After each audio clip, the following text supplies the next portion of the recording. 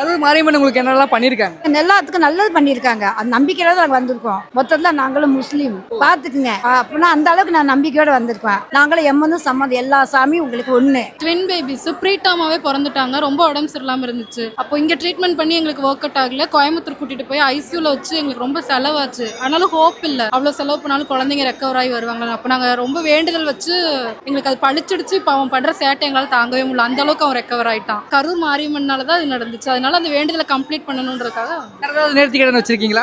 இருக்கு.